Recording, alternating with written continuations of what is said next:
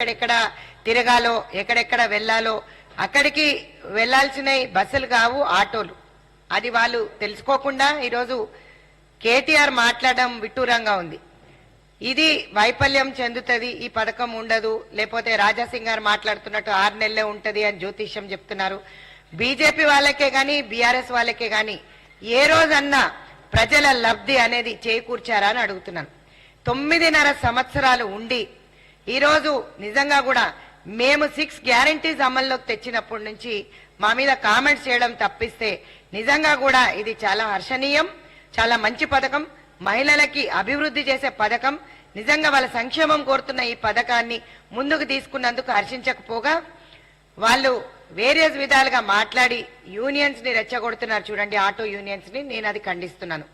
మహిళా కాంగ్రెస్ అధ్యక్షురాలుగా నేను ఒకటే మాట చెప్తున్నాను, ఆటో రిక్షా డ్రైవర్స్ కే గాని, ఓలా గాని, ఊబర్ గాని ఎవరికి కూడా ఇబ్బంది లేకుండా ఈ రోజు ఈ స్కీమ్ తో లబ్ధి పొందుతున్న స్టూడెంట్సే గాని, ఎంప్లాయీసే గాని, చిన్న వ్యాపారులే గాని, ఈ రోజు చదువుకునే వాళ్ళ మధ్యతరగతి పిల్లలే గాని, స్కూల్ పిల్లలే గాని అందరూ కూడా మహిళలు ఈ రోజు వ్యాపారం చేసుకుంటూ సంతోషంగా ఉన్న పథకాన్ని వీళ్ళు విమర్శించడం మళ్ళొకసారి తప్పుపడుతూ, ఆటో డ్రైవర్స్ కి సంబంధించి నిజంగా కూడా ప్రభుత్వం వాళ్ళని ఆదుకునే విధంగా వాళ్ళు ఏదైతే అన్యాయం చేసిందని చెప్పేసి అని ఒక నెగిటివ్ గా ప్రచారం ఏదైతే బీఆర్ఎస్ చేస్తుంది దాన్ని ఖండిస్తూ వాళ్లకు 12,000 భృతి అంటే వాళ్ళకు ఆర్థిక సహాయం చేస్తుంది. ప్రతి ఏటా 12,000 భృతితో పాటు 5 లక్షల ఇన్సూరెన్స్ కూడా ఇస్తానని చెప్పి రాష్ట్ర ప్రభుత్వం వాళ్ళకి ఇచ్చేందుకు నిర్ణయం తీసుకుంది. ఇదంతా కూడా మీకు తెలుసు అనుకుంటా, బహుశా చూస్తూనే ఉన్నారు టీవీలు అందరూ కూడా.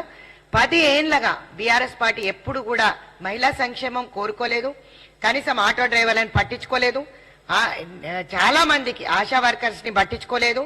క్రైమ్ రేట్ అయితే మీరు చూసినట్టయితే చాలా పెద్దగా ఉంది. ఇవన్నీ విషయాలు 9.5 సంవత్సరాలలో వాళ్ళు ఏది చేయలేదో మేము అవన్నీ చేస్తూ ఈరోజు ముందుకెళ్తున్నప్పటికీ ఆరోగ్యశ్రీ మాత్రం ఎవరికి ఇవ్వలేదు.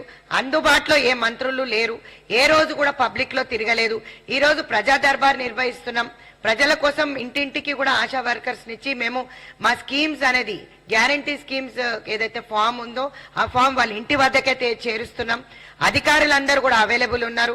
ముఖ్యమంత్రి గారు పొద్దున్న నుంచి రాత్రి వారికి 18 గంటలు పనిచేస్తున్నారు. అంటే మీరు అర్థం చేసుకోవాల్సింది ఏంటంటే మీరు చెయ్యలేంది మేము చేస్తున్నామనే కడుపు మంట వాళ్ళకి ఇది మంచిది కాదని చెప్పి మళ్ళొకసారి తెలియజేస్తున్నా.